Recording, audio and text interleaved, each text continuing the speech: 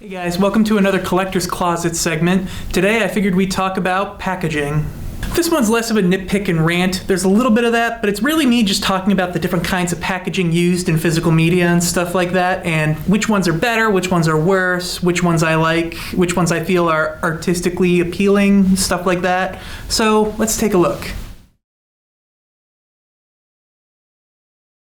So these are all movies in their simple standard cases, essentially, things you might see. And of course, lots of headshot posters, typically the standard for artwork. Just plaster all the castmates onto the cover artwork, have their faces everywhere. Not really a whole lot of artistic mileage, such as Clue here, there's all the characters. Fight Club, you've got Edward Norton and Brad Pitt on the cover right there. Some big movies recently were the Dune movies, parts 1 and 2. My gosh, look at the cover art. How boring. It's just the characters' faces, nothing else. It just feels so corporate and advertising. This Texas Chainsaw Massacre one's not bad, but it's a little weird. You've just got like stock imagery of the house in the background, but then Leatherface is like kind of all wrong here. Like, that's not really how he looks in the film. The face he's got on here, he does wear it in the movie, but this getup he's got on with like the suit and the hair and the wig, that's something he wears at the end of the movie, but he's got a different face on. The face of an older woman. It's like when they were assembling the artwork for this, they just kind of got everything wrong with the assets they had. It's just a little weird. And it doesn't feel like the most time and energy was put into it. These are where they get really lazy though, where it's, Batman the movie, it's just the bat symbol. For a movie that's so colorful and lighthearted, it seems weird that they do something so serious like this. Clearly it's trying to mirror the 1989 poster, but this is a much different tone and style for Batman, as opposed to all those later films. So it seems like an odd choice to me for the cover.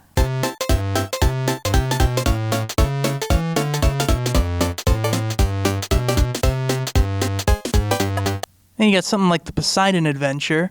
Very simple, just kind of like a boat sinking in the water. It's not bad. It just kind of feels like some stock assets, though.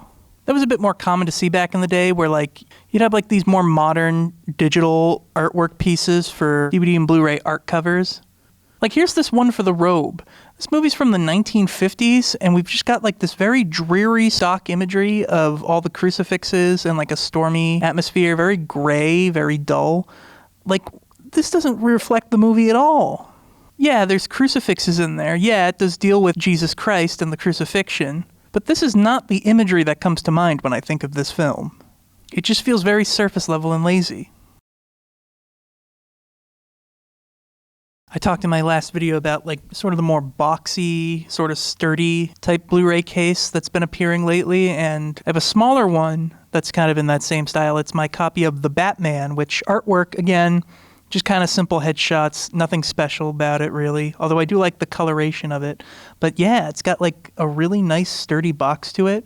This is just some quality packaging on the physical end at least. A very recent film, Wolfman, also has the very same sort of style case. I really dig when the plastic use is just really solid, doesn't have like that flimsy EcoBox feel. You don't see that often anymore, and I'm glad it's making a sort of a comeback. Of course, another nice addition to collectors is when the movie has a slipcase on it. Usually those disappear with new releases after about a couple months or so. Steelbooks are something that have become very popular with collectors lately. I myself am not the biggest fan of them. I don't really like the feel all that much. They're just not my thing. But I do have this one of Hulk from 2003. I did like sort of the comic book aesthetic of the cover, given the editing of this film. It makes a lot of sense to me. But yeah, I also don't like how the discs are semi-stacked on the inside. It's just not appealing to me. I prefer a standard plastic case. Here's a packaging style that seems to get a lot of hate, but I kind of like it. The Digibook style packaging, where you got like these little cardboard sleeves kind of binded like a book, and then like the discs are in the little sleeves. And they've got all these little nice bits of artwork and photos in them typically. I kind of like it. I kind of think it's convenient. Now, people don't like it because it can scratch up the discs because they're not being held in a proper spindle. However, when it comes to Blu-ray discs, they're kind of designed to be scratch resistant, so I don't think it's that bad, honestly. Here's the Spider-Man trilogy. Sony did something similar with this. You got like the pages with like photo artwork and all the discs and stuff at the end of it. And even in the beginning, they've got like full like booklet content of information. It's so cool. Now, one instance of this packaging where I probably would agree that they went a little too far is this Jurassic World collection set I got. It's all 6 movies, right? And it's the same kind of style. The only difference here is that this one is a combo pack and it does both Blu-ray and DVD discs. And so it's a lot more crowded. Like the discs are packaged in a way where it's like they're really tight in the sleeves. And especially if it's DVD disc, that one's definitely a problem because that one has a very huge risk of scratching. I don't know why they didn't just do standard Blu-ray disc. Would have made the sleeves a lot easier to pull out of. This really big set I have here has a similar problem. The 20th Century Fox 75th Anniversary Collection. As you can see, this is a very massive set with massive packaging. Overall, it's got a really nice presentation to it. It even has a nice book filled with a lot of details on the movies included. I don't think they're all great movies, but there's some definite good ones in here. And for the price I paid for this, it was only just over $1 a movie, so it was a good deal. The one problem I do have with it, though, is that they are DVD discs. And the packaging is kind of awkward where it's really hard to slide them out because they're just kind of cradled in there. So you're bound to get them scratched. And what's worse, some of the discs that they reused are double-sided discs. So they've got content on both sides of them. So no matter how you try to get it out of the slot, it is going to get scratched in some way or another. The other option for big movie collections are these more double-sized flipper cases. Like, yeah, I get it. They're nice and all. But, you know, then you miss out on all that cool artwork. It gets the job done, I just don't like it as much. Now this one's a real oddity. So Who Framed Roger Rabbit, it is available on Blu-ray. Disney has put it out for quite some time now. Now the 25th Anniversary Edition, you can get its Blu-ray plus DVD combo pack. But then there's this. This is DVD plus Blu-ray. So like the reverse. So like both of these sets, right? They're out on shelves and they cost the same price, but for some reason, there's one in DVD packaging as opposed to Blu-ray packaging. You know, DVD cases, they're just a little bit taller than Blu-ray cases, and they have like that generic gray plastic rather than the translucent blue plastic. I just think it's not as nice as the Blu-ray case, and it's a little overly huge and it doesn't fit as well on shelves as much.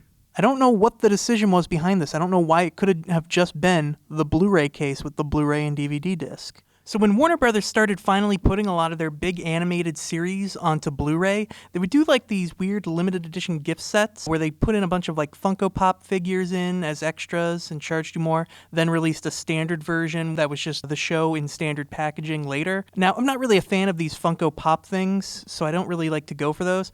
However, one that they just didn't do that with, and it was the only option for a while, was the original Scooby-Doo Where Are You series. It came in like this big obnoxious like haunted house looking box with like a booklet and a little Funko Pop keychain. I didn't really want it, but I bought it anyways because there wasn't really another option. And inside the actual case that holds the discs, it's just like this little square cardboard fold-out thing with all like the little disc holders in it. I mean, it's effective and it gets the job done and I like the artwork, but it's just so awkward. I really wish it was just in a standard case that got included because it just really stands out on my shelf. It looks like almost like an old computer game case. So then we've got something truly bizarre and unique, which is The Monkees, the complete series on Blu-ray. So you can see it comes in this really large oversized packaging, like really huge. This is only a 2-season show with 58 episodes, so it shouldn't need to be this big. It does have a lenticular cover on it, which is kind of nice, I guess. So we'll open it up here. There's bios of all the members of the band. And then here we've got this pull tab. We get a booklet of all the episodes. And then as a bonus, we've also got this record of Star Collector and Going Down. These are special mono mixes that were never released on other albums. And I mean, I guess this is part of the reason why the packaging had to be so big because of this giant record thing, which is a nice, cool little bonus, but I'm not really much of a music person, so I don't really have a record player for it. But I guess it's nice to have. And then you've got the show itself. All the discs of which are packed in these little sleeves, essentially, individually, which is already kind of a weird thing. Why can't this have a proper case within it with all the discs in them? On the back, you've got all the episodes contained on each disc. That's nice and handy, I guess. But here's where it gets really annoying. So you've got the cardboard sleeve, right? So then you reach in and pull out a paper sleeve. And then inside the paper sleeve is a plastic sleeve. And inside the plastic sleeve, you can tell, is finally the disc just hanging in there loose.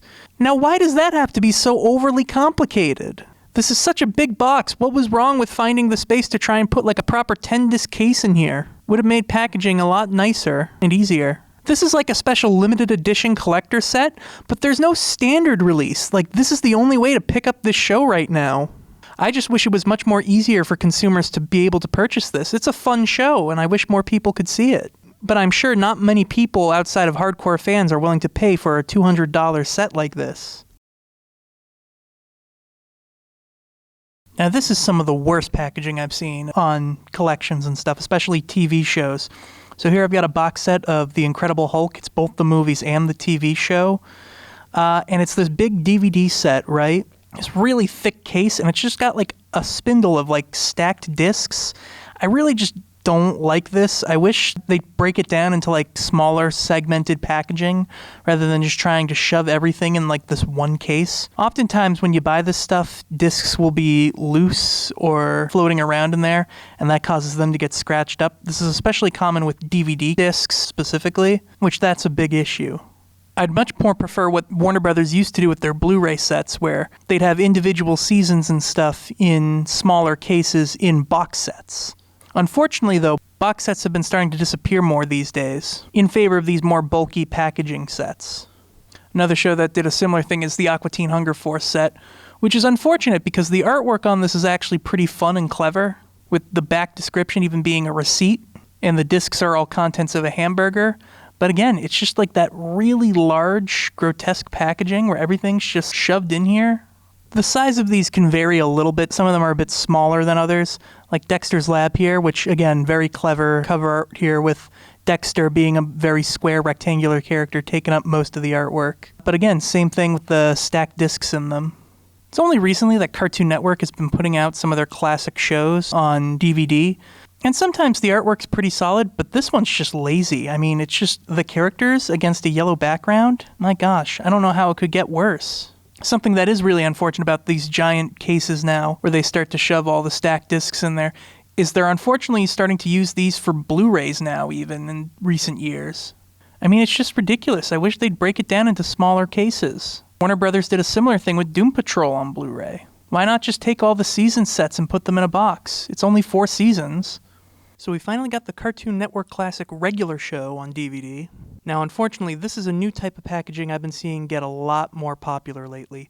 It looks like that big, bulkier packaging from earlier, but as you can see, it's a bit more rounded. And you can see here the same stacked disc situation, but if we remove one of the discs, you can see they're stacked even more. It's not just 2 discs stacked, it's now 4, because there's another disc entirely behind one. They're just going to get scratched up easier the more they're stacked on each other. Not only that, but the edge of the disc kind of hits the box a little incorrectly as you try to flip the spindles. That's how awkward of a fit these things are. Paramount recently just did a re-release of the Twin Peaks Complete Series set, and unfortunately, it's also in one of those awful cases that regular show is in, where all the discs are stacked upon one another. And this is for Blu-ray even. Thankfully, at least the discs won't get ruined, but my gosh.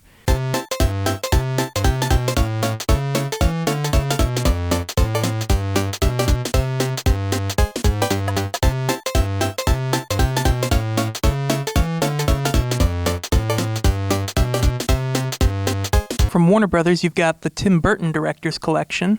Comes with a nice hardcover booklet. That's something different. It contains Pee-wee's Big Adventure, Beetlejuice, Batman, Batman Returns, Mars Attacks, Charlie and the Chocolate Factory, and Corpse Bride. This is another one with one of those fold-out cases where all the discs are on little spindles that fold out. This one's a lot nicer than the Scooby-Doo one just because it's more properly sized.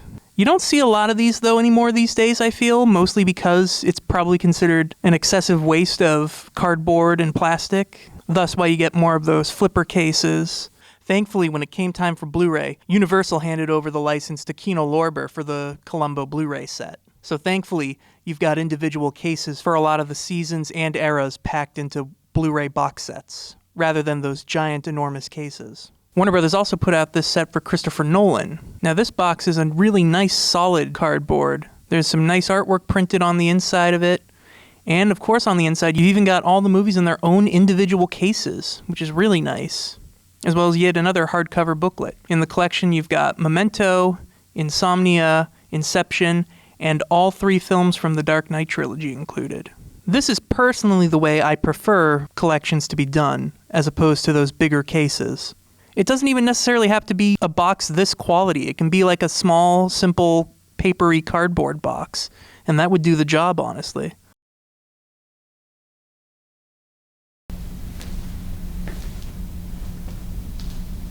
Oh, hi! I didn't see you there. It looks like this video is about to end, but I've still got lots of packaging to talk about, so I guess we'll just have to wait till the next episode of Blue Plastic. I guess I'll just end things here and get to work on that video. Goodbye. Goodbye.